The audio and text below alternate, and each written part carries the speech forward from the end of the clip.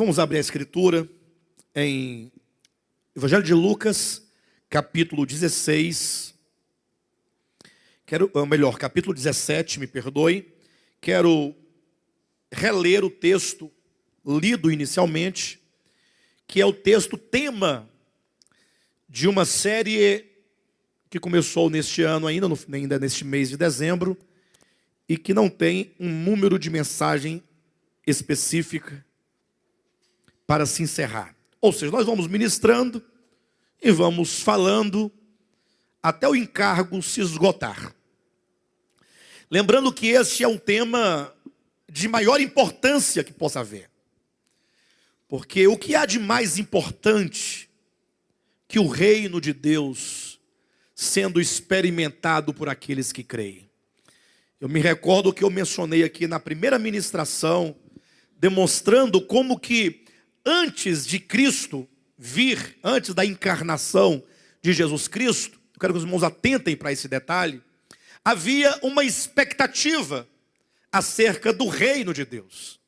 Embora o povo de Israel fosse dispensacionalmente o reino de Deus, lá do Antigo Testamento, da antiga dispensação, mas esperava-se o reino de Deus em manifestação. Esperava-se que esse reino de Deus não fosse meramente reino de Deus, mas que o reino de Deus fosse, sobretudo, reino dos céus.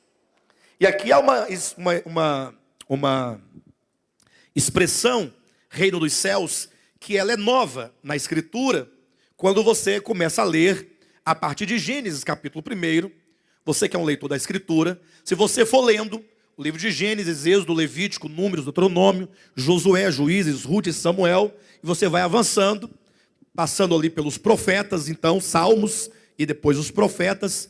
Quando você entra no Novo Testamento, o primeiro livro, dos 27, é o livro de Mateus. E aí você vai encontrar uma expressão nova em relação aos 39 livros anteriores.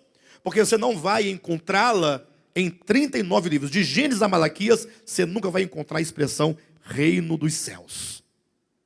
Somente em Mateus você encontrará esta expressão reino dos céus. Nem em Marcos, Lucas e João e Atos e Romanos e Coríntios e em seguir até o Apocalipse, você não vai encontrar. Unicamente em Mateus você encontrará a expressão reino dos céus. Isso porque com a vinda do Messias inaugura-se uma era, a era da realidade, quando o próprio Deus vem ao homem para redimi-lo, para socorrê-lo, para curá-lo, para salvá-lo, para libertá-lo. Os homens que vieram antes, eles viviam nessa expectativa: o reino de Deus virá, o reino de Deus há de se manifestar. E nesse aspecto, então, nós devemos nos lembrar que o homem criado no Éden, naquele jardim perfeito, suprido de todas as suas necessidades, diz a Bíblia que o jardim foi plantado no Éden, porque Éden quer dizer desfrute, quer dizer prazer, era um lugar sem problemas, era um lugar sem angústia, sem lágrimas, sem dor, sem o pecado, sem o mal. Era um lugar de desfrute, de prazer, de alegria e, sobretudo, um lugar de comunhão, porque ali Deus se encontrava com o homem. E então, por ocasião do pecado que entrou no mundo, o homem perdeu o Éden. O homem perdeu esse ambiente de comunhão, esse ambiente de saúde, de gozo, de prosperidade, de alegria. Quando vocês leram ali, ou leem o livro de Gênesis, que vocês encontram ali Deus plantando um jardim no Éden e colocando ali o homem, Adão e Eva, ali dentro. E toda tarde, então, na viração do dia, o Senhor então ia ter comunhão com o homem e com a mulher, certamente. Qual é a sensação que os irmãos têm daquele ambiente? Não é um ambiente divino, um ambiente abençoado, um jardim próspero. Mas quando você chega no capítulo 3, você logo percebe que o homem, ao ser expulso do jardim, ele agora é lançado no mundo. Fora do jardim, representa um outro ambiente, um ambiente hostil, de muita hostilidade. Fico imaginando o homem saindo do Éden, naquela noite, naquela tarde, naquele pôr do sol, naquele ocaso. Já imaginou depois que o homem pecou, que vieram os espinhos, os abrolhos, as dores, a lágrima, e a Bíblia diz que o homem então foi expulso do jardim e agora lançado neste mundo de trevas. O casal foi saindo, sem graça, amarelo, ferido no interior, mas tinha uma esperança, porque Deus havia dito que ele haveria de enviar o descendente da mulher para esmagar a cabeça da serpente. Porque todo o problema é a serpente, é o diabo. Por isso que o Filho de Deus se manifestou para desfazer as obras do diabo. Então, quando aquele casal sai, agora ele está lançado ao mundo. E aí vem uma história de muita culpa, de muita acusação, de muita vergonha, de muita dor. E os irmãos conhecem bem essa história, porque nós estamos dentro dela. Você sabe da vida humana, como ela acontece em si mesma. Como que os homens sofrem. Mesmo os filhos de Deus. Inclusive eles, porque o cristianismo, por muito tempo, enganou o povo de Deus. Mentiu para o povo de Deus. E até hoje mente descaradamente. Dizendo ao povo que se eles fizerem suas campanhas, derem seus bens, irem a Israel, o problema deles vão resolver. E não é verdade. Não se resolve assim. O problema do homem só se resolve com a chegada do reino dos céus. Quando Cristo veio, ele foi precedido por João Batista, que anunciava: arrependei-vos, porque é chegado o reino dos céus. Quando Cristo então se manifestou, ele disse: arrependei-vos, porque é chegado o reino dos céus. Então o problema do homem só se resolve primeiramente com a chegada do reino de Deus. Segundo, com a entrada deste homem no reino de Deus. O homem tem que entrar nesse reino. E terceiro, com a experiência deste reino. Então é possível que o reino de Deus tenha chegado, mas que você não tenha adentrado, que só pode ocorrer por meio do novo nascimento. Ou talvez eu diga: não, pastor, eu já entrei, o reino de Deus chegou e eu já entrei, porque eu criei no crucificado, e porque eu criei, eu nasci de Deus, então eu sou um cidadão do reino de Deus, e eu estou no reino de Deus. Talvez, mas seja o caso que você não tenha ainda experimentado esse reino. Porque você pode estar dentro de uma festa e você não usufruir daquelas riquezas que ali estão. A semelhança do filho pródigo, ou mesmo do outro filho mais velho, sobretudo, que segundo a parábola de Lucas 15, o pai lhe disse: ora, há tanto tempo você está aqui em casa, você sempre esteve aqui, eu sou seu pai, e você nunca experimentou dessas riquezas. Olha só qual foi o argumento do filho mais velho, para poder acusar o pai de ser extremamente bondoso com o outro filho pródigo. Ele disse: olha, pai, há tanto tempo eu estou aqui contigo, trabalhando duro nessa terra, e o senhor nunca me deu um cabrito sequer para eu comer. Olha como é que você está na casa do pai, com tanta riqueza, e você não tem usufruído dessas riquezas. Então, são esses 3 pontos que devem ser levados em consideração. Então, considerando que o reino de Deus é chegado, na pessoa de Cristo, considerando que você já entrou no reino de Deus, pelo novo nascimento, pelo crer no crucificado, talvez lhe falte, e esta é a nossa ênfase, talvez lhe falte a experiência de reino de Deus. Eu quero dizer para os irmãos uma coisa. Uma ocasião eu li num livro profano, cujo tema ou título é: o reino de Deus está dentro de vós. Embora seja esta uma expressão de Jesus, mas é um livro de Leon Tolstói, um escritor russo, E neste livro ele faz a seguinte declaração acerca do reino de Deus e acerca do cristianismo. Ele diz: olha, a igreja dita de Jesus Cristo nunca esteve no reino de Deus. E eu fiquei intrigado com aquela declaração dele, pensando o que ele queria dizer com aquela declaração. E aí ele vai usar todo o seu livro para demonstrar que a vida e a prática daqueles que se dizem cristãos em nada se assemelhava à vida e à prática de Jesus Cristo. Ou seja, ele dizia: como podem vocês dizer serem os seguidores do Cristo, se ele disse que aquele que lhe ferir, se alguém lhe ferir na face direita, que você lhe ofereça a outra face? Ele faz essa pergunta: como você pode declarar-se seguidor do Cristo, se quando alguém te fere na face direita, você lhe devolve na esquerda dele? Ora, você não, dizendo ele, né? Você não é um seguidor de Cristo, você é um anticristo. Porque você é tudo o contrário do que é o Cristo. O reino de Deus está dentro de vós, diz, é você viver a experiência de Cristo. Ora, se eu perguntasse para os irmãos aqui, esta manhã, quantos aqui quantos aqui seguem a Cristo?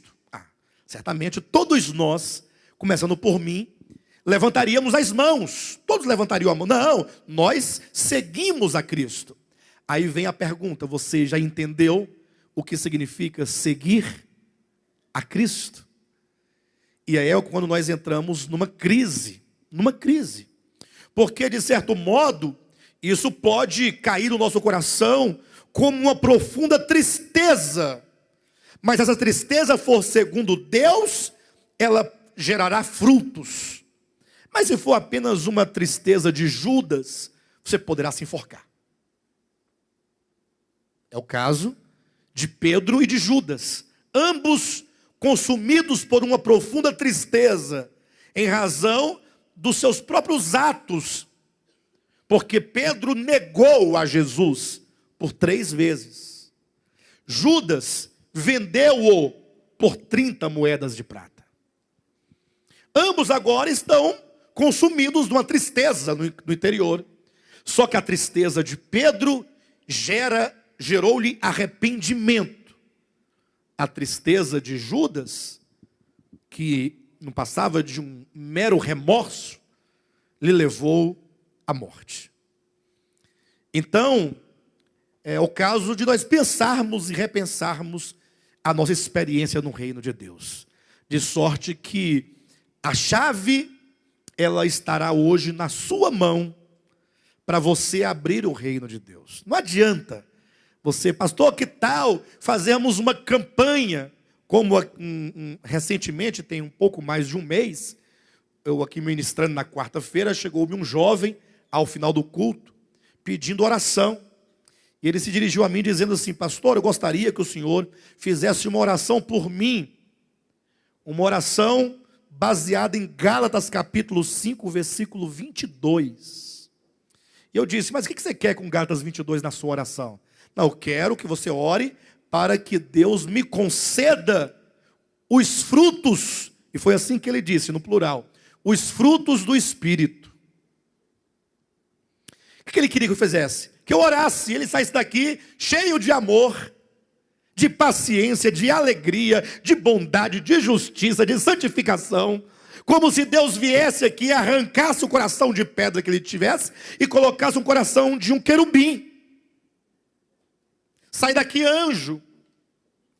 Aí eu me recordei agora de uma certa historinha que o pessoal conta.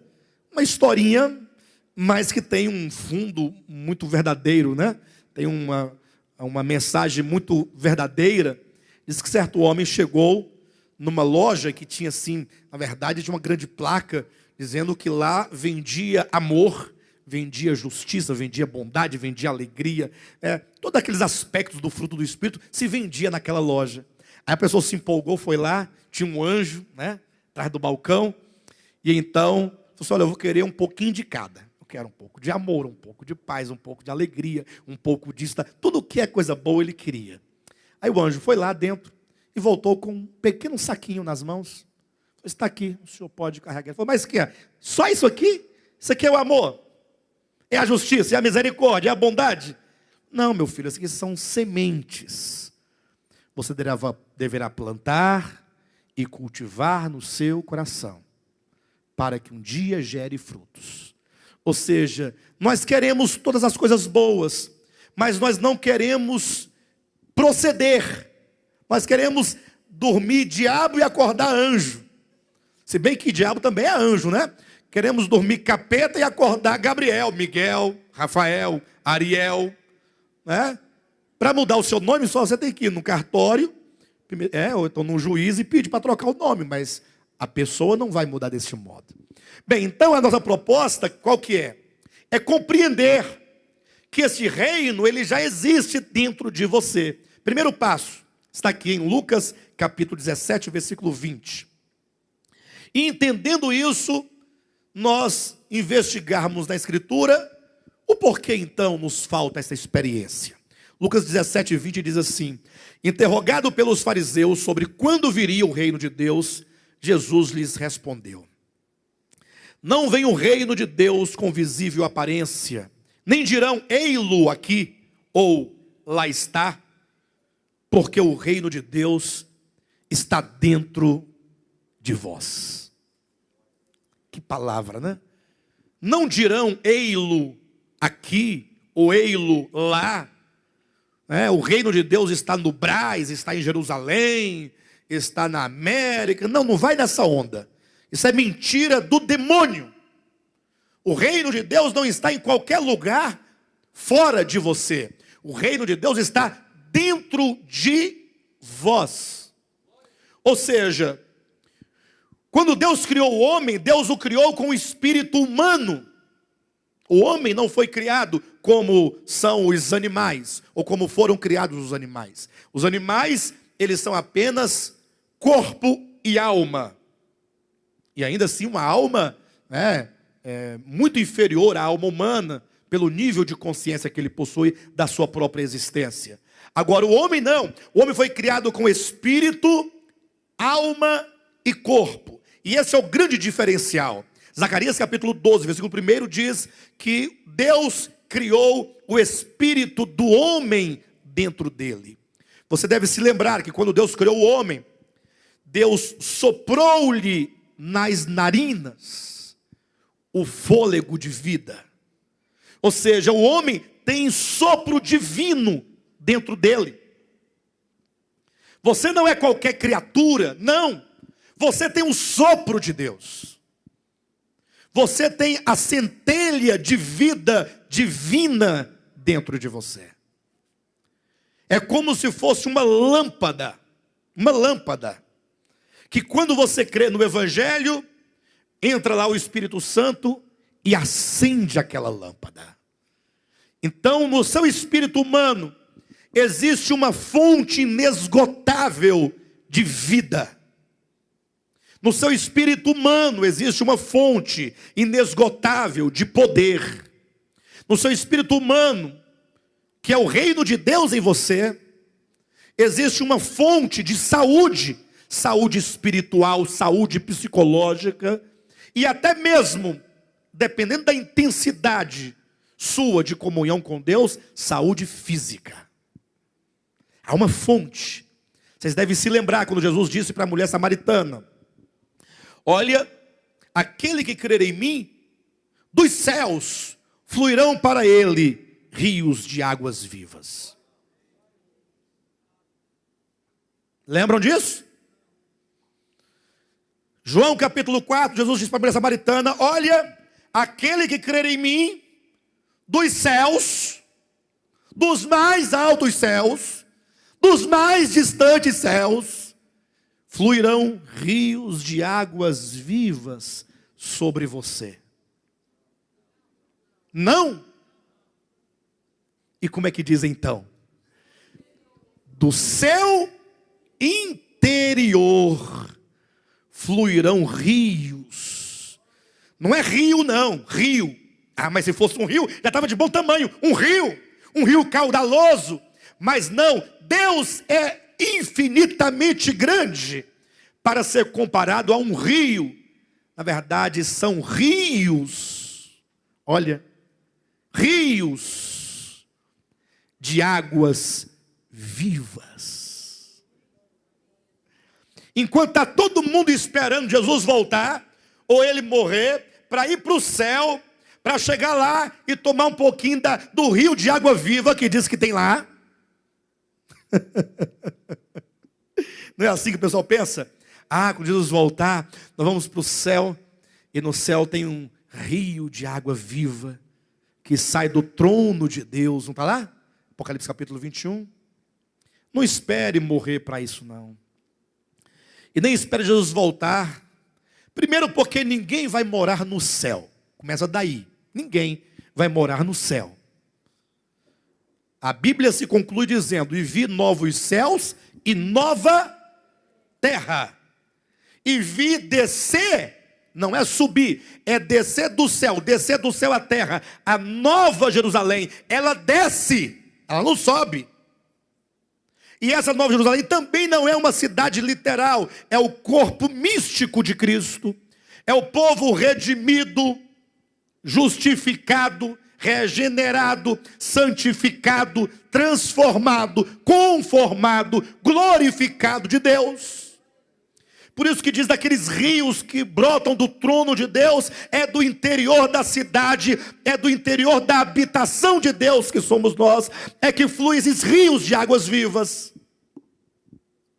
Por isso ninguém dirá, ei-lo aqui, ou ei-lo ali, ou acolá.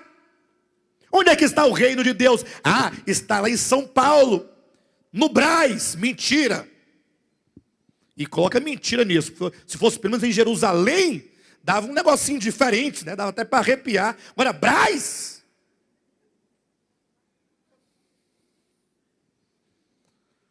Então, se for em Jerusalém, também está errado.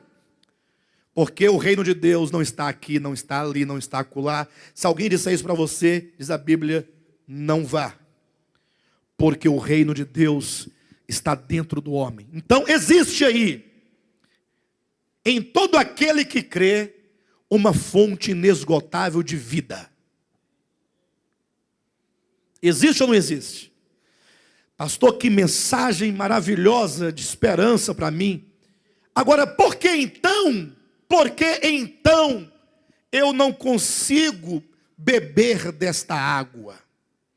Porque tem um detalhe que eu quero chamar a atenção dos irmãos. Quem aqui já foi pentecostal sabe. E eu já fui pentecostal por mais de 20 anos. Não, por uns 20 anos. Eu sei o que é ser pentecostal. É aquele movimento que tudo que o pastor pergunta, o povo responde positivamente. Ninguém tem coragem de falar, quem está sentindo o Espírito Santo? Amém! Tá nada, vai ter que falar amém por quê? Vai, eu não estou sentindo?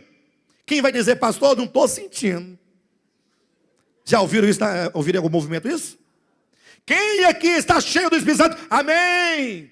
Pastor, eu não estou cheio, pastor, infelizmente, entrei vazio, estou vazio. O que pode ser feito para mudar? Ninguém diz isso.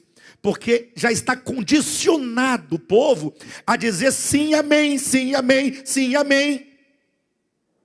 Tanto é que tem até mesmo aquela indução da cura, né? Quem aqui está se sentindo melhor? Até fugiu a dor, meu irmão. Saiu mesmo. Aí quando vai sentar, já vai mancando, né? Então tem essa indução. Aqui não. Você não precisa de mentir. Mas se você falar, não, pastor, eu estou precisando de Deus mesmo, sabe? Eu acho que eu estou precisando de Deus. Tem um caminho prático, mas que seja bíblico, para eu provar dessa riqueza, dessa água. Você tem bebido certamente dessa água, talvez sim, mas talvez seja a conta gotas, enquanto tem rios. Sua língua talvez seja igual a língua de papagaio, seca. E o rio dentro de você querendo fluir, querendo sair. E você talvez aquela vidinha miserável de cultinho, de hinozinho, de biblinha, de Você vai, você vem se arrastando e volta nos braços.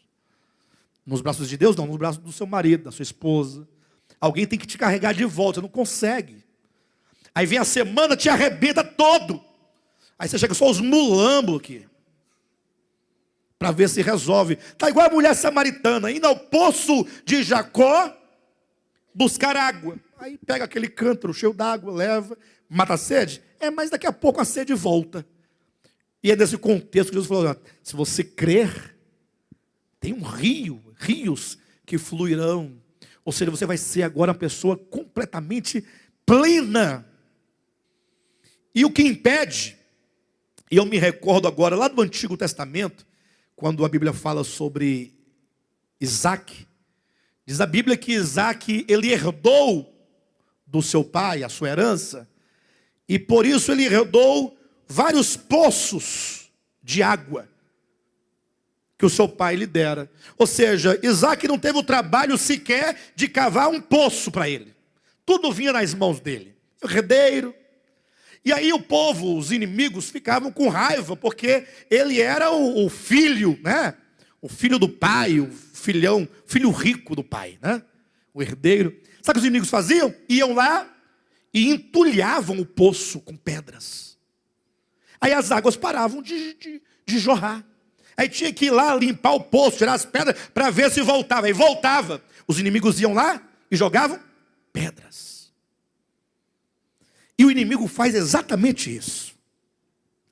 Se ele conseguir entulhar o seu coração com as coisas más e perversas, a água, os rios continuarão dentro de você. Mas eles não poderão jorrar por causa das pedras que entulham o coração. Então, nós vimos aqui o arrependimento na primeira mensagem. Vimos então a necessidade que temos de nos libertar de todo e qualquer cativeiro. Na semana retrasada. Semana passada eu não preguei. Hoje queremos falar e entregar mais uma chave de algo. E olha que o que nós vamos dizer hoje, certamente, é o que mais pega para o nosso lado. É o que mais entulha o nosso coração. Vamos abrir a escritura no Evangelho de Mateus, capítulo 5, versículos 17 a 20. Diz assim o texto sagrado. Acompanhe-me a partir de então, porque vamos falar uma coisa hoje muito grave, muito séria e muito importante. Capítulo 5 de Mateus, versículo 17 em diante. Não penseis que vim revogar a lei ou os profetas. Não vim para revogar, vim para cumprir. Esse é um texto que é muito pouco compreendido pela maioria das pessoas. Isso porque se entende geralmente como se Jesus estivesse dizendo, olha, eu não vim aqui tirar a lei de contexto, eu vim aqui obedecer a lei, como dizem alguns, né, para deixar-lhes o exemplo. E não é isso que o texto está dizendo. Os fariseus e escribas da época de Jesus, eles pensavam o seguinte, quando eles ouviam Jesus pregar e ouviam os ensinamentos de Jesus, eles pensavam que Jesus estava colocando a lei, rechaçando a lei e os profetas. Lei e profetas aqui é o Antigo Testamento, tá bom? É a Torá e os profetas. Eles pensavam então que Jesus viera estabelecer uma nova doutrina em detrimento à antiga da lei e dos profetas. Jesus falou, não, eu não vim fazer isso. Jesus não veio trazer uma nova doutrina, uma nova verdade. Mas quando ele diz, eu vim cumprir. E a palavra cumprir aqui é um verbo grego, que se lê plerou, que tem dois significados muito importantes para aquilo que queremos dizer hoje. O primeiro é que Jesus veio como o cumprimento de tudo que a lei e os profetas falaram a seu respeito. Ou seja, a lei e os profetas anunciavam aquele que viria. Quando então ele veio, ele agora é o cumprimento, é o pleroma da lei e dos profetas. A lei disse que ele seria um cordeiro sem defeito. E ele, portanto, veio como um homem perfeito. A lei diz que nenhum de seus ossos seriam quebrados. Por isso, quando ele estava na cruz e queriam lhe quebrar as pernas, um soldado disse: não, ele já está morto, então não lhe quebremos as pernas. Isso aconteceu para se cumprir a escritura que dizia assim, assim. Então, tudo que a lei e os profetas falaram acerca dele, ele veio para ser o cumprimento, a realização. Mas tem um segundo significado, por extensão, que é o que mais nos interessa agora. Quando ele diz, eu vim cumprir, a palavra cumprir, plerou, do grego, significa também tornar cheio. Levar a lei e os profetas a uma condição máxima, de sorte que a lei e os profetas vão alcançar agora uma realidade no Novo Testamento. Como assim?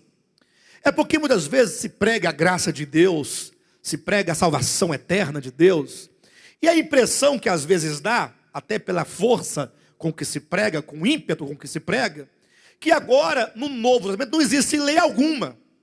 Como se nós pudéssemos viver desregradamente, ou sem nenhuma regra. Alguém fala assim, pastor, mas você está então voltando atrás, porque até então nós éramos salvos sem a lei, e é verdade. Agora, a lei de Deus, no Novo Testamento, ela ganha uma dimensão espiritual, de sorte que ela não pode mais ser agora compreendida como conjunto de regras somente. A lei agora, ela é inscrita no coração. Já dizia lá o livro de Hebreus, capítulo 8, versículos 8, 9 e 10, que quando viesse a nova aliança, uma das diferenças seria que a lei de Deus, ela seria agora inscrita no coração, na mente e no coração. Não seria mais uma lei externa, agora seria uma lei interna. E essa diferença se dá, sobretudo porque a lei de Moisés era uma lei material. Uma lei material. Era uma lei prescrita. Era uma lei formada de mandamentos, de fazer e não fazer.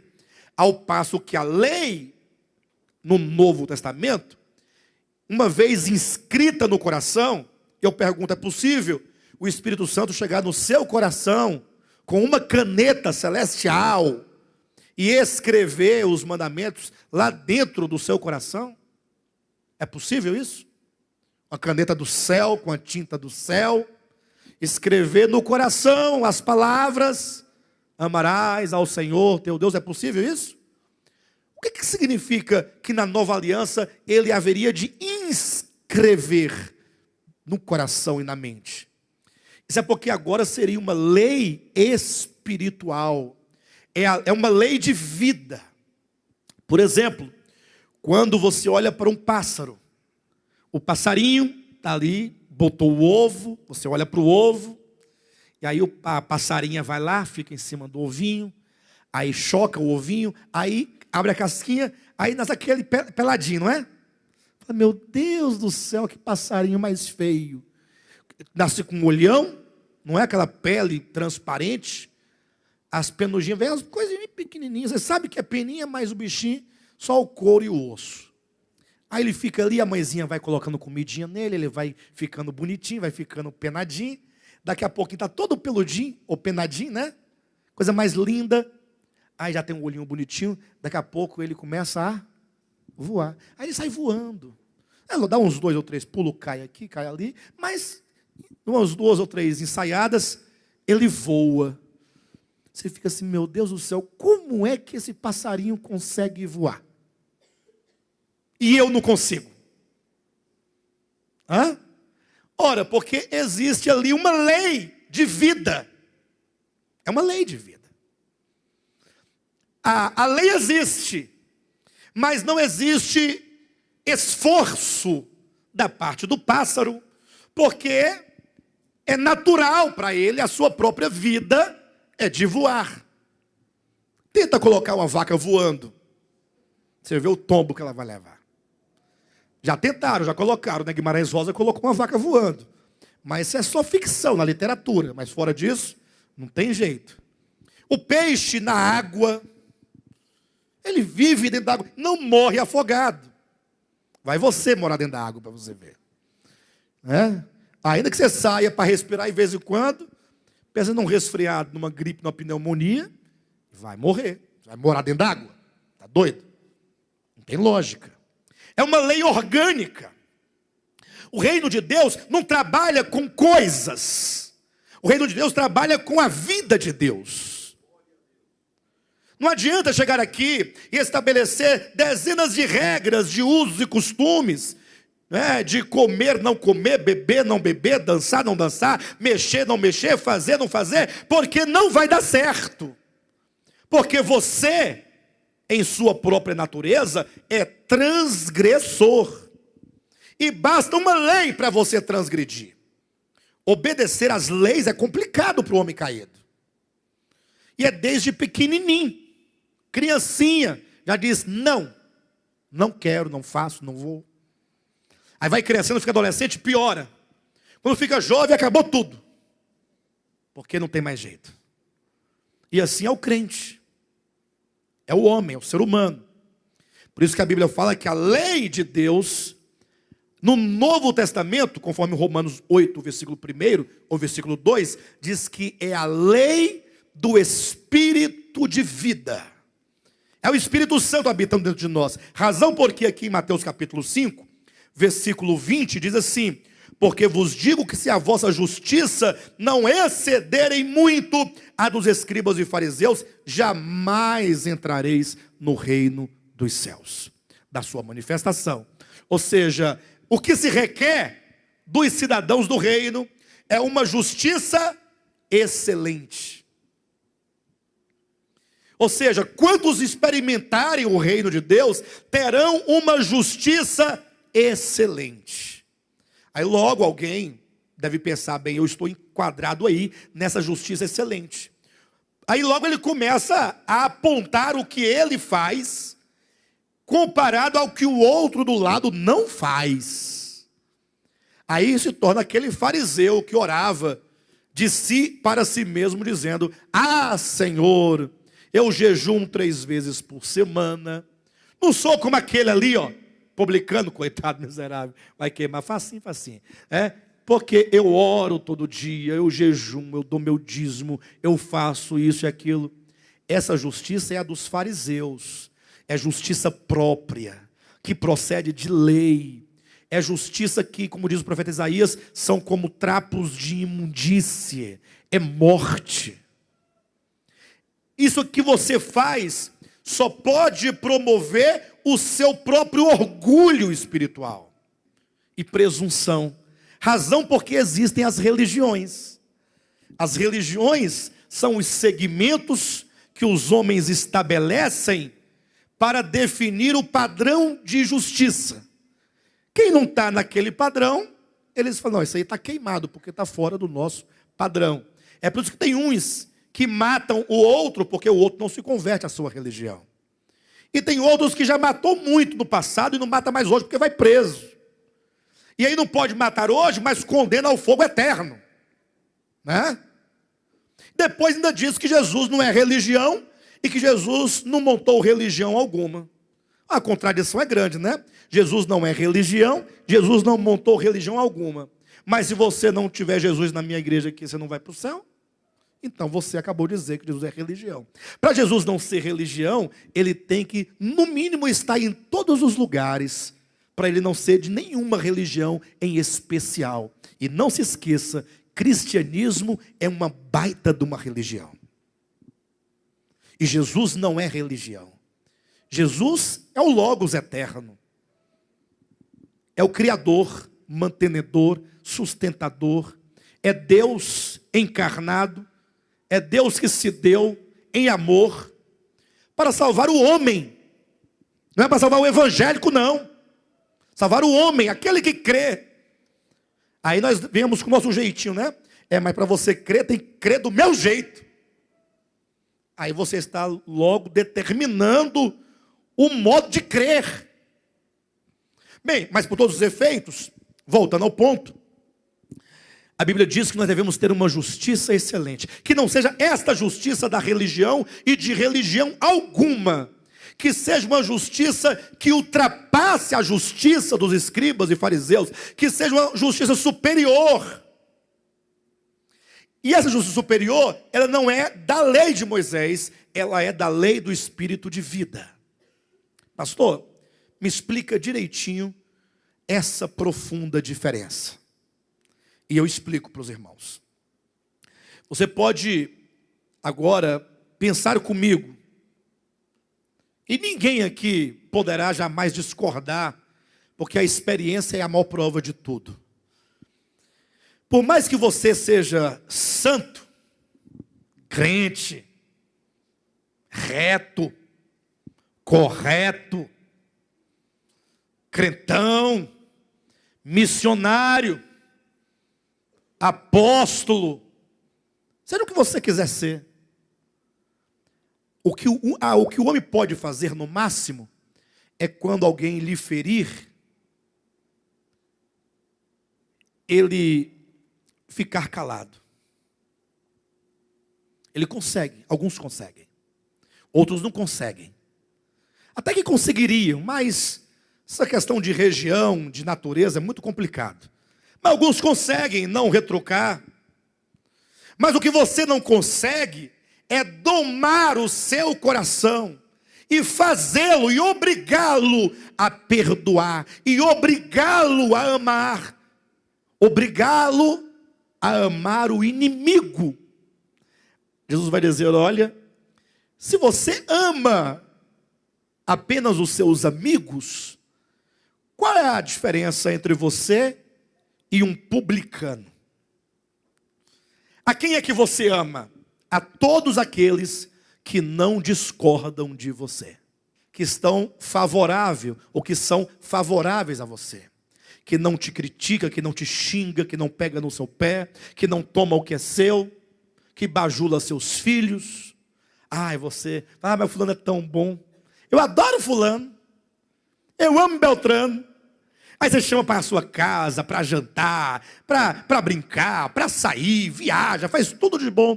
Mas no dia que aquele indivíduo resistir a você, tornar-se o seu inimigo, aí você pode eventualmente, de acordo com a justiça que há na lei, você pode até resistir uma agressão, resistir a alguma coisa, mas você nunca poderá obrigar o seu coração a amá-lo. Aí você fica com aquela ofensa, com aquela mágoa no coração. E o pior é que você todos os dias vai lá no seu coraçãozinho com um regador e fica regando a mágoa. E você fica cultivando a mágoa. Quando ela está assim um pouco tenra, você vai lá, ainda coloca ainda um esteiozinho para segurá-la, para que ela fique viçosa.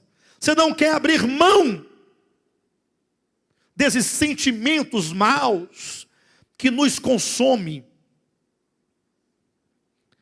Aqui então em Mateus capítulo 5, versículo 21, começa assim dizendo, olha, ouviste que foi dito aos antigos, e que nós estamos trazendo aos irmãos agora uma chave, receba, receba, receba, pode receber, estou entregando agora uma chave, a chave que abre a porta da experiência do reino de Deus. Vocês estão sorrindo? É uma chave. Não é uma chave. Não é uma chave de papel, nem de mentira, nem de sofisma, mas é uma chave. Te dará acesso. Eu sei que o engraçado é talvez a ironia, né? Com que se fala se referindo indiretamente a esse sistema circense do cristianismo, né? Mas, tudo bem. Versículo, então, 21. Ouvistes que foi dito aos antigos. Então, isso aqui é a lei antiga. Não matarás. E quem matar estará sujeito a julgamento. Isso foi dito para os antigos. Isso foi dito por Moisés. Isso foi dito no Antigo Testamento, na antiga dispensação, antes que viesse o reino de Deus. Antes que o reino de Deus se instaurasse dentro do homem. 22. Eu, porém, vos digo, E aí começa agora um tratamento de alma profundo. Porque o Senhor começará a dizer agora como deve ser o coração de alguém que está totalmente banhado e totalmente envolvido com essas águas que fluem do seu interior. Eu, porém, vos digo que todo aquele que se irar contra seu irmão estará sujeito a julgamento. Glória a Deus, porque estará sujeito a julgamento. Ou seja, não quer dizer que já está condenado, não. É julgamento. Eventualmente você pode até ser absolvido. Sim ou não? Porque ninguém escapa desse aqui, ó, de irar-se contra seu irmão. Quem aqui já se irou contra seu irmão? Complicado, né? Eu sou uma pessoa, embora não pareça, extremamente calma. Sou. Vocês não sabem o tanto que eu sou calmo. Mas eu sou um calmo que fico constantemente me acalmando, né? Para. Lá no meu interior. Você não pode, você é bispo. Tem que ficar se policiando. Eu não sou aquele calmo passivo. Posso até ser um calmo, mas é um calmo que fico me policiando para manter a aparência tranquila. Por dentro de um vulcão. Ah, se eu pegar, você não sabe o que eu faço com você. Você não tem ideia. Aí, eventualmente, quando não dá mais, explode. Se explodir, você vai ouvir coisas que você nunca ouviu da boca de um bispo. E o pior é o visitante aqui dentro. Falou assim, meu Deus do céu, eu vim aqui pensando que eu ia ouvir que o bispo é homem de Deus. É porque eu sou igual a você, seu indivíduo. Eu sou igualzinho a você. E você é igualzinho a mim. Talvez você finja melhor. E talvez você não tenha coragem de falar acerca de si mesmo. Mas eu sei que você é assim. Porque você é pecador. Eu sou pecador. Todos são pecadores. Perfeito? Então todos nós nos iramos. Ora, é lógico, o irar é do homem. Mas a Escritura diz, não se ponha o sol sobre a sua ira. Ou seja, você se irou. Perfeito. Todo mundo entende que você errou. Porque você erra. Agora você tem chance de resolver o problema antes de você dormir. Porque quando você dorme sem tratar aquele problema, o que ocorre? Outro dia, parece que as coisas estão resolvidas, não parece? Não, tudo tranquilo, ninguém toca mais no assunto. E aquilo vai caindo no esquecimento. Mas a semente, a raiz, fica lá no profundo, porque não foi tratado. Problemas pessoais precisam de ser tratados. Porque quando você não trata com os problemas, isso tende a virar uma raiz de amargura. E logo isso serão pedras que vão entupindo o seu coração, impedindo que você desfrute e goze dessas águas de vida que estão no seu espírito humano. Pastor, mas e agora? Porque o sol se pôs, não foi só uma vez, eu tenho 30 anos que o sol se põe sobre a ira. E nunca tratei. A partir de hoje, pastor, eu prometo que quando eu mirar e eu desabafar e eu xingar, eu vou resolver antes do sol se pôr. Mas e aquele problema que o sol já se pôs 300 milhões de vezes em cima dele? O que eu faço? Olha o que o texto diz. 22. Eu, porém, vos digo que todo aquele que sem motivo está entre colchetes, porque ele não existe na Bíblia. Existe na sua, mas não existe na Bíblia de Deus.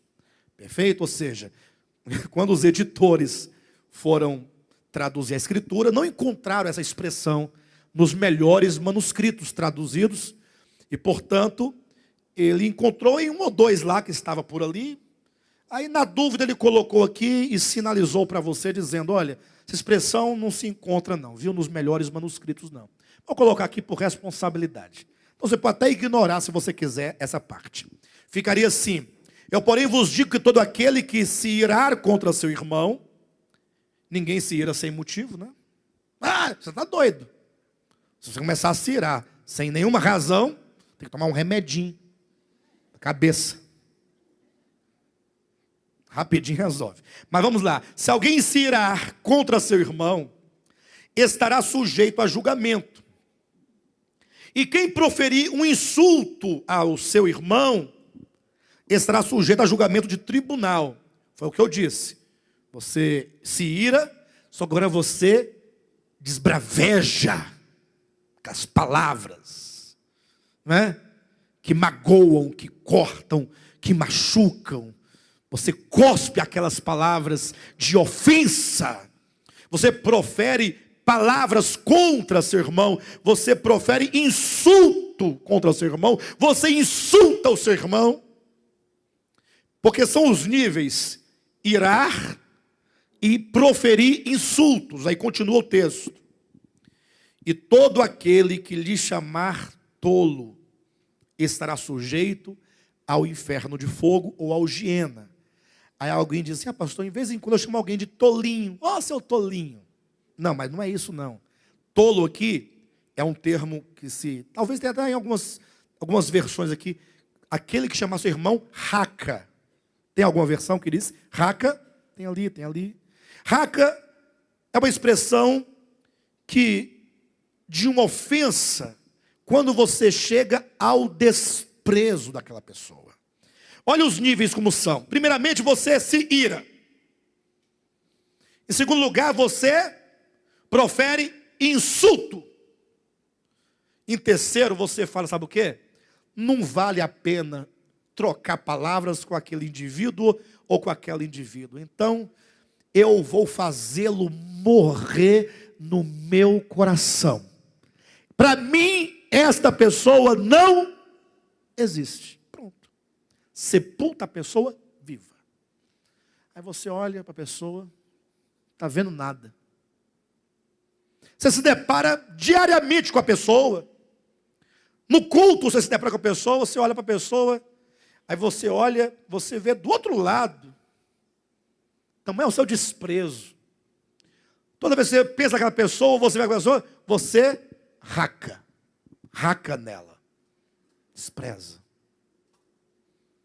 Ela não existe na sua vida, não existe nos seus planos, não existe na sua família, não existe nos seus negócios, não existe na sua vida cristã. Ela não existe, está banida. Você matou uma pessoa. Você matou. Eu matei, está aqui, ó. O versículo 21 diz: quem matar o seu irmão estará sujeito a julgamento. Ao 22 diz: eu, porém, vos digo que todo aquele que se irá contra seu irmão, e quem proferir insulto a seu irmão, e quem lhe chamar tolo, ou seja, este último aqui, é quando você chega no nível e no grau de matar o indivíduo no coração. Na lei de Moisés, só poderia matar se você desse uma foiçada na cabeça dele. Se você desse um tiro nele, uma facada nele, e ele viesse a falecer. Na lei de Moisés. Na lei de Cristo, não. A lei de Cristo, ela não aceita ofensa, não aceita violência, porque Deus é amor. O reino de Deus é amor. E o que é amor? Ora, leia 1 Coríntios capítulo 13. Se Deus é amor, e o reino de Deus é amor, e eu estou no reino de Deus, e o fruto do Espírito é amor, então, está lá, o amor não se ufana, não busca os seus próprios interesses, não se ressente do mal. O amor tudo suporta, tudo sofre, tudo crê, tudo espera. O amor se dá gratuitamente. O amor não estende a mão porque é amigo, é parente. Ele estende a mão porque o outro, por mais que seja inimigo e perverso, é um ser humano. O amor, ele não se ressente do mal. Ah, pastor, então está todo mundo está todo mundo no mesmo tacho. É verdade, está todo mundo no mesmo tacho. E eu estou querendo sair desse tacho. Pelo amor de Deus. Você quer continuar nesse tacho, Rosirene? Temos que sair do tacho. Pastor Renato, bora? Dá uns pulos aí, sai do tacho. Está todo mundo na mesma condição. É verdade. Só que nós estamos num processo. E Deus vai nos santificar. A vida de Deus em nós é maior do que qualquer coisa. Nada poderá vencer esses rios que estão dentro de nós. O problema é que às vezes nós retardamos o processo. E nós poderíamos diminuir esse tempo. Poderíamos diminuir o sofrimento. Se você começar a entender, então, o que eu devo fazer, pastor, diante de tudo isso? Aí vem o versículo 23. Se, pois, ao trazeres ao altar a tua oferta. E eu preciso, toda vez que ler esse texto, fazer a minha correção do texto, no entendimento dos irmãos. Porque sempre vai ter alguém pensando que a oferta aqui é o dinheiro no bolso.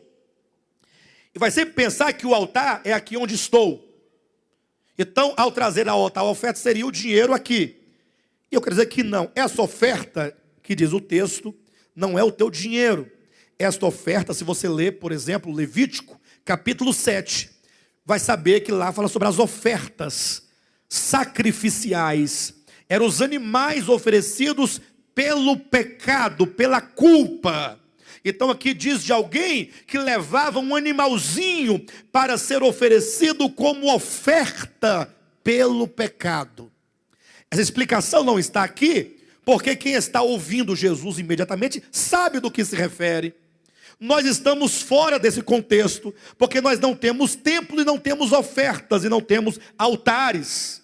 Aí nos enganaram dizendo que aqui era o dinheiro e que aqui em cima é o altar. Mentira. Aqui nós temos o templo, nós temos o pecador que vai ao templo levando uma oferta pelo pecado, levando um cordeirinho, uma rolinha, o que quer que seja, para ter seus pecados perdoados. E esse altar que diz aqui é o altar de holocausto, o lugar onde a oferta era sacrificada. Entenderam? Leiam depois o livro de Êxodo, e os irmãos vão saber exatamente a que se refere esse texto aqui. Então está dizendo, quando alguém se pôs ao trazeres ao altar a tua oferta. O que implica isso aqui? Quando alguém vai em busca de quê? De perdão. Porque se ele leva a oferta pelo pecado, ele não quer o perdão? Ele não está buscando de Deus o seu perdão, a reconciliação? Então quando você for a Deus buscando dele o seu perdão, lembra da oração do Pai Nosso? Pai, perdoa as nossas dívidas, assim como nós perdoamos aos nossos devedores. Essa oração e essa parte da oração é algo que talvez ninguém entende, porque senão não vivia rezando nos textos da vida e nem nas reuniões, como é que fala? As reuniões ecumênicas. Quando juntar crente católico, não, rezar o Pai Nosso, porque é comum a todos. Católico reza Pai Nosso, evangélico reza Pai Nosso. Então, para não ter briga, não ter faca no meio, vamos rezar o Pai Nosso. E aí você está dizendo, Senhor, perdoa as minhas dívidas. Isso não é bom você falar assim? Perdoa as minhas dívidas. Isso é bom ou ruim? Aí em seguida você corrige. Mas perdoa-me do mesmo modo como eu perdoo aqueles que me ofendem. Ah, então você quer dizer que Deus só perdoa? É você que, na verdade, está condicionando o perdão de Deus. Porque como é que você busca de Deus o perdão, se você, em contrapartida, não quer perdoar? Por isso é dito, ao trazeres ao altar a tua oferta, ali te lembrares de que o teu irmão tem alguma coisa contra ti, deixa perante o altar a tua oferta. Vai primeiro reconciliar-te com teu irmão, e então voltando, faze a tua oferta. Pastor, qual que é a chave? A chave é: vai ter com o teu irmão depressa. Está aqui, ó. Versículo 25. Entra em acordo sem demora com o teu adversário, enquanto estás com ele a caminho. A sua vida talvez esteja parada desde aquele dia em que você se ofendeu tão profundamente e você decidiu matar aquela pessoa que para você hoje ela está morta. A sua vida não tem andado, não tem progredido. E ela não vai progredir. De sorte que aqui nós estamos não falando a questão de salvação eterna. Estamos nós aqui falando sobre a administração de Deus no seu reino. Ou seja, no reino de Deus, dispensacionalmente falando, se você não perdoar, você não será perdoado. Enquanto não perdoar, não será perdoado. O que significa que enquanto você não perdoa, você está com a sua vida parada. Você não dá um passo na sua vida espiritual. Sério, pastor? Então tem 30 anos que eu estou andando à toa? É à toa, à toa, à toa. Talvez não à toa, talvez você tenha ouvido muitas palavras que estejam aí arquivadas para o momento em que você desengatilhar o seu coração, elas possam então surtir o efeito que deveria ter surtido muito antes. Até mesmo um dia eu ouvi um padre contando um caso. Não é um caso, é um caos, né? Na verdade é uma história inventada, totalmente descabida, mas que na intenção de trazer um fundo moral, uma ideia, ela é muito preciosa, muito valiosa. Já contei aqui outra vez, mas posso contá-la novamente, para que os irmãos entendam como que muitas vezes nós sofremos profundos prejuízos, simplesmente porque estamos com a mágoa no nosso coração e não abrimos mão desta mágoa. Esse padre contou uma história muito claramente dizendo, é uma história com não tem valor real, né? Não é uma realidade. Mas diz de um tal homem muito bom no seu coração. Pensa numa pessoa boa. Chamava-se Juvenal. Juvenal era casado, tinha uma esposa maravilhosa, tinha filhos maravilhosos, morava numa pequena cidade, era trabalhador. Então saía de manhã para o trabalho, saía do trabalho e ia direto para casa. Passava num barzinho, na volta tomava uma cervejinha só, não mais que uma. Ia para casa, jantar e dormir. E a vida dele era essa vida, de ir e vir. Todo mundo conhecia o Juvenal. Todo mundo queria bem ao Juvenal, porque era um homem bom, pacato, tranquilo, homem honesto, cuidava bem da família, da esposa. Pensa numa pessoa tranquila. Um dia, Juvenal percebeu que todo mundo lhe olhava estranho, olhava de lado, cochichava, ele chegando, cochichava. Ele chegava, o assunto parava, mudava o assunto. Ele percebeu que tinha uma coisa estranha no seu povoado, em relação a ele mesmo. Aí ele foi se entristecendo e querendo saber, perguntava para um, ninguém tinha coragem de falar, mas teve um amigo dele, falou, não, eu vou te contar a história, eu preciso te falar porque você é uma pessoa muito boa, não poderia eu deixar você enganado. Mas não gostaria de fazê-lo, mas se eu tenho que fazer, farei. Juvenal, é o seguinte, aguenta aí, a sua esposa está te traindo. Me traindo? Ah, não é brincadeira, não é possível. Minha esposa não. Pois é. Sua esposa está te traindo. E o pior, todo mundo sabe. Aqui no bairro, todo mundo sabe. E o pior ainda, você não sabe. O pior, está traindo você com o seu patrão. Falou, o que é isso? Não é possível. Vou para casa agora questionar minha esposa. Chegou lá, homem tranquilo, manso, não acreditou na história. Aí conversou com a esposa. Aí logo ela ficou revoltada, ficou furiosa. Falou assim, bem, já que você já está sabendo, então, estou mesmo. Pronto, disse, já falei. Estou te traindo mesmo. Mas com o meu patrão? Sim, com o seu patrão.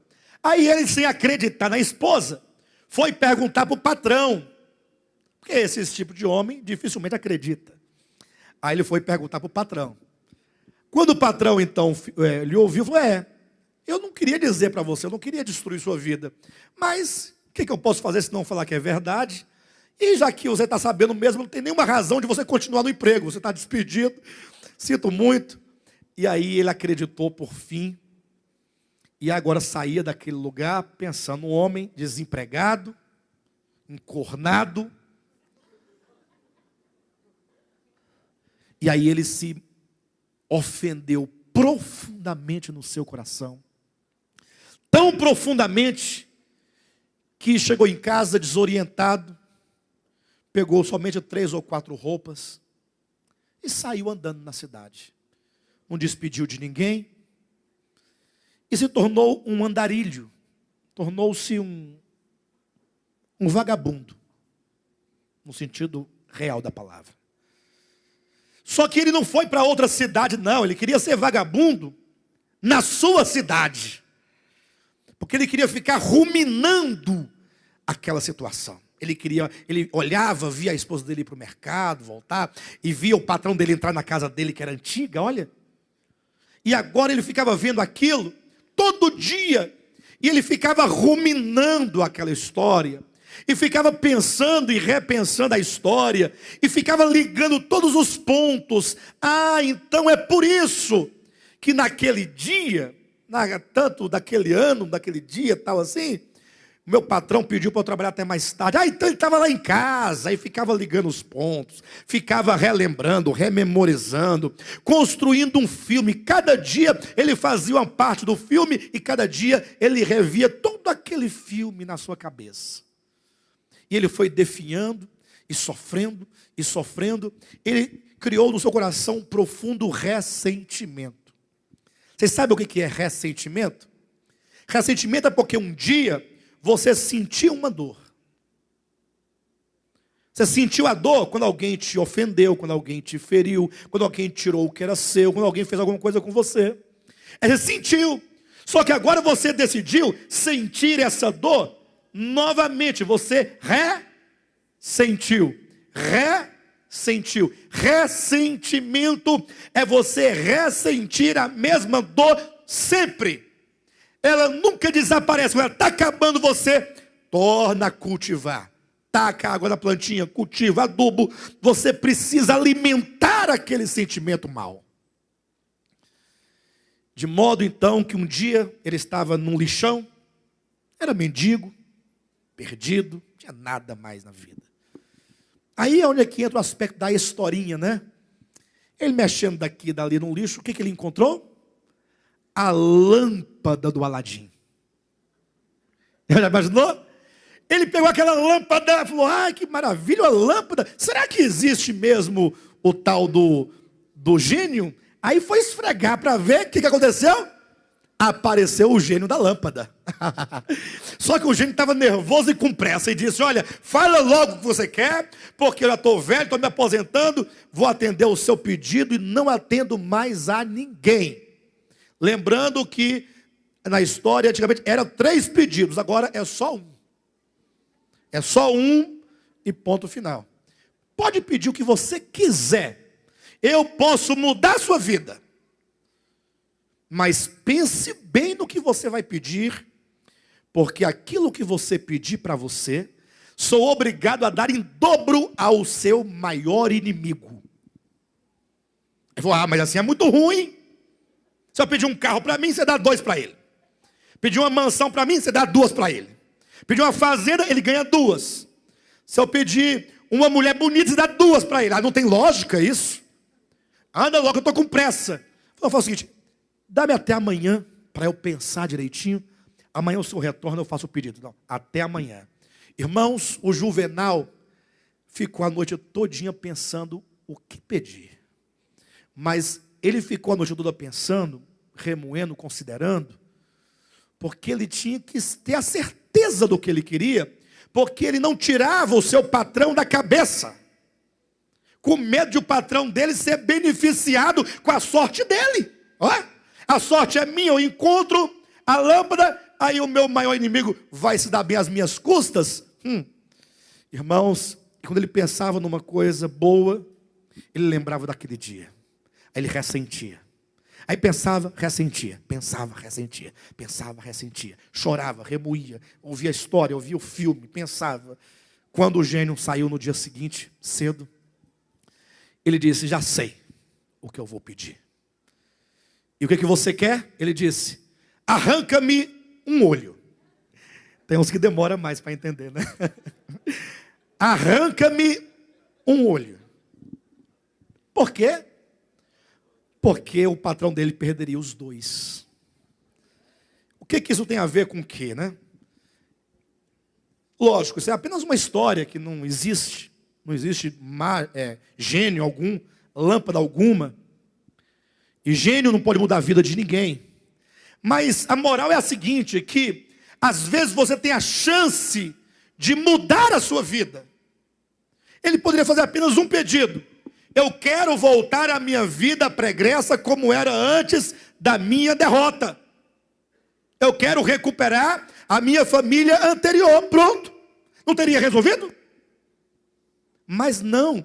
Ele preferiu piorar a sua vida para poder descontar a vingança, a maldade, provocado pelo ressentimento.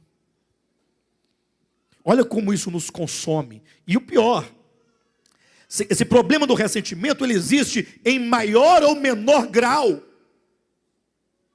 Talvez você não tenha lá essas desavenças todas, mas talvez você seja aquela pessoa tão fraca, um juízo tão fraco, coração tão fraco, que você se ofende por nada. Você sabe que depois de amanhã vai estar tudo bem de novo, mas você tem que se ofender. Você tem que ficar com raivinha,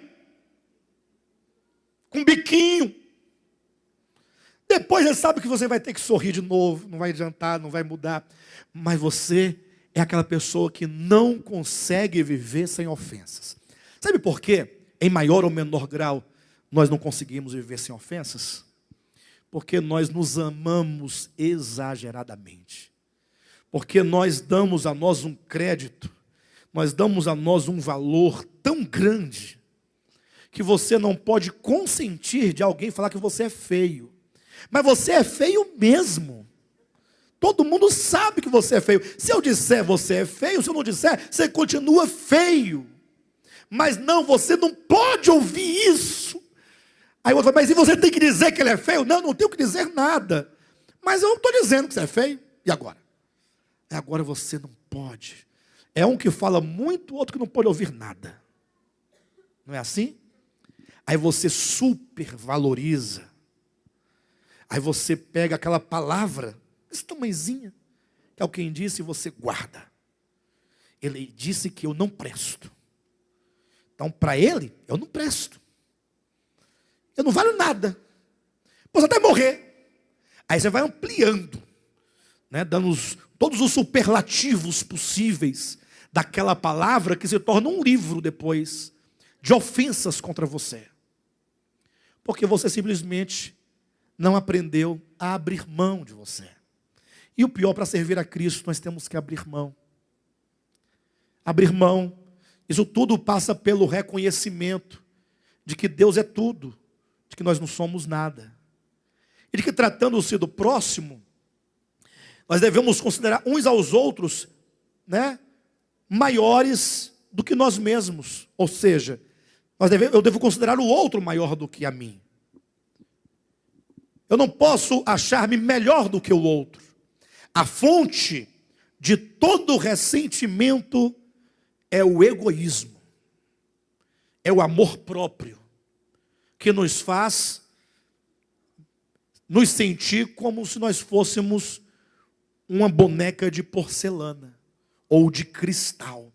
Ninguém pode tocar, senão eu quebro. Então abra mão de você mesmo, por amor ao outro, por amor à boa convivência. Ah, pastor, mas assim eu estou morrendo. Sim, mas é assim que se vive. É deste modo que se vive. É dando que se recebe. Como diz a canção, né, lá do Francisco de Assis. Como é que diz lá? É morrendo que se vive para a vida eterna. Como diz o Evangelho, porque isso é do Evangelho. De modo então que esta é mais uma chave, no sentido de que se nós não nos dispusermos a perdoar, a abrir mão, a limpar o passado, nós jamais poderemos experimentar efetivamente das águas vivas do reino de Deus. Amém?